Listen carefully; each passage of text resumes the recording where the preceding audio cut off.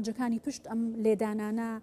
چیەوە چه پەیامێکە لەگەڵ میوانەکەم لەسەر بابەتە قسە دەکەم بەڕێز دکتۆر سامان سۆرانی ڕاوێژکاری باڵا بۆ کاروباری سیاسی لە فەرمانگەی پەیوەندیەکانی دەرەوە زۆر بەخێر بێ دکتۆر. زۆر سپاس. سەرۆکوەزیران مەسرور بارزانی پەیامێکی گرنگی ئاراستە کردو ئاماژەی بەوە کرد کە ناحەزان چاویان بە پێشکەوتنەکانی هەرێمی کوردستان هەڵنایەت و خەڵکی دڵنیا کردەوە کە ئەوان لە هەنگاوە گرنگەکانیان بۆ پێشخستنی کوردستان بەردەوام دەبن. گرنگی ئەم پەیامە لە چیدا دەبینێت؟ پەیامەکەی جەنابی سەرۆکی حکوومەت ئاماژەیەکە بەوەی کە ئەو خەمخۆری هاوڵاتیانی هەرێمی کوردستانە کار دەکات بۆ بنیاتنانی هەرێمی کوردستان بە دڵنیاییەوە هەرێمی کوردستان لە کسایی کابینەی نۆیەمەوە هەنگاوی زۆر ئەرێنی و جددی ناوە بۆ ئەوەی کە پێشکەوتن لە هەرێمی کوردستان بەرجەستە بێت لە هەمان کاتە هەموو کەرتەکان توانیویانە بەڕادەیەکی زۆر پێشکەوتن بە خۆیانەوە ببینن بە تایبەتی کەرتی وزە شێمە ئەگەر تەماشای ئەو کێڵگەیە بکەن کە گرنگیەکی خۆی هەیەنە لە تەنها لەسەر ئاستی هەرێمی کوردستان و عێراق بەڵکو لەسەر ئاستی ناوچەکە و جیهانش ئەمڕۆ ئەو کێڵگەیە ئەتوانێت زیاتر لە 500 میلیۆن مەتر گاز بەرهەم بهێنێ و لە ئایندەیە ئەگەر بەو شێوەیە بەردەوامی پێ بدرێت لە بەرەوەی وەبەرهێنانی بیانی لەناو ئەو کێڵگەیە هەیە دەچێت بۆ 750 میلیۆن مەتر سێجا و ئەمە دەتوانێت نەتەنها وزە لە ناو عێراق و هەرێمی کوردستان پڕ بکاتەوە بەڵکو ئەتوانێت هەناردەی دەرەوەش بکرێت و ئەمە خۆی لە خۆیە پێگەی هەرێمی کوردستان بەهێز دەکات. پەیامەکەی جەنابی سەرۆکی حکوومەت نیشانی ئەوەیدا کە بە بەردەوامی لەسەر خەت بووە بۆ ئەوەی کە بتوانێت کارەبا بگەڕێنرێتەوە بۆ هاوڵاتیانی هەرێمی کوردستان کە زەرمەندی سەرەکی بوونە لەم هێرشە کە کراوەتە سەر ئەو کێڵگەیە بە تایبەتی ئەم هێرشە هێرشێکی تێروریستیە ئەگەر تەماشای بکەیت لە بەرەوەی لە بنکەیەکی ئەپێگەیەکی مەدەنی داوە کە سوودی بۆ هەموو هاوڵاتیانی عێراق و هەرێمی کوردستان. زۆر باشە دکتۆر لە کاتێکدا هەرێمی کوردستان خاوەن کارەبایی 24 کاتژمێریە کوردستان ڕووناکتر بۆتەوە وەروە سەرۆکی حکوومەت ئاماژەی بۆ کردووە ئامادەینم ئەزمونە بۆ شارەکانی دیکەی عێراقیش بکوازینەوە هەر کەس بێت لە ئەزمونی ئێمە سوود وەربگرێت بەڵام کۆمەڵێک خەڵک هەن کە چاویان بە ڕووناکی هەڵنایەت ئەم تاریک پەرستانە بۆچی دژایەتی حکوومەتی هەرێم دەکەن وە لە بەرژەوەندی کێدایە؟ خۆی ئەم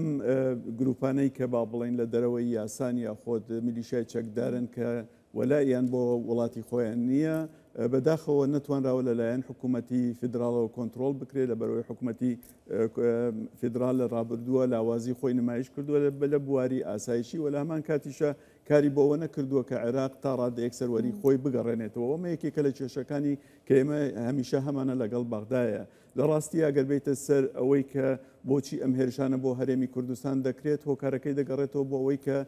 سیستەمی بەرگری لەلایەن عێراقەوە لاوازەوە عێراقش هەوڵی ئەوە نادات کە هاوکاری ئێمە بێت بۆ ئەوەی کە ئێمە بتوانین سیستەمێکی بەرگری تۆکمەمان هەبێت ئەو کێڵگانەی کە وەبەرهێنی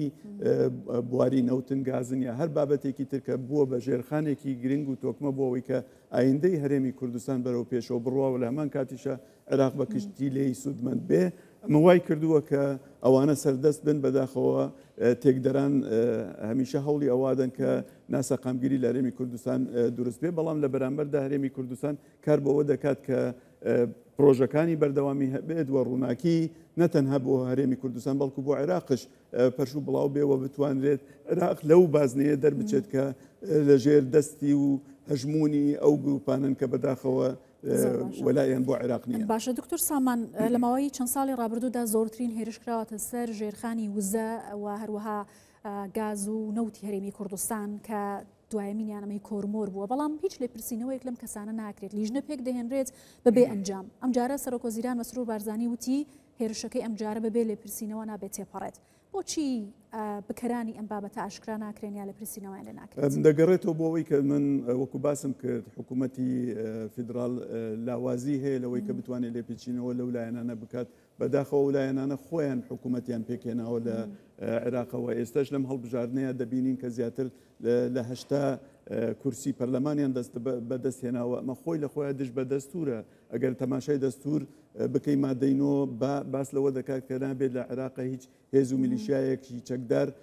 بوونی هەبێت و لە هەمان کاتشە نابێت نوێنەرایەتی سیاسی هەبێت لە پەرلەمانەوە دەبینین ئەوان لە پەرلەمانە نوێنەرایەتیان هەیە و مەبەستیانە حکوومەت پێک بهێنن ومە خۆی لە خۆیان کێشەیەکە بۆ سیستەمی فیدرالیەت لە عێراقە کە ئێمە مەبەستمانە کە سەقامگیری بێت و بتوانێت بە شێوەیە چێڕێکوپێک مادە دەستوریەکان جێبەجێ بکە بۆی عێراق بگەڕێتەوە ناو ئەو کۆمەلگا مەدەنیەی کە تا ڕادەیەک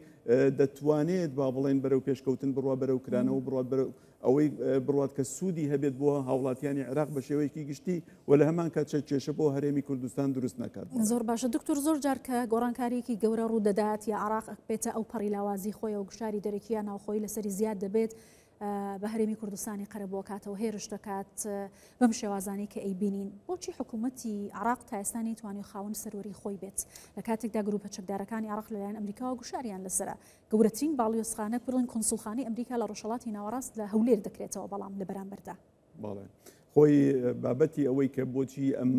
لاوازیە لەلایەن عێراقەوە هەیە دەگەڕێتەوە بۆ ئەوەی کە سیستەمی سیاسی لە عێراق نەیتوانیوە خۆی دەرباز بکە لەو هەژمونەی کە وڵاتێکی دراوسێ بەسەر عێراق هەیەی و ئەو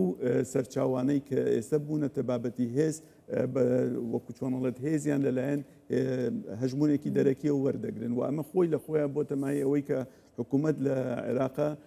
بەداخەوە تا ئەم ساتە وەختە بنکۆڵ بێ فشۆڵ بێ نەتوانێت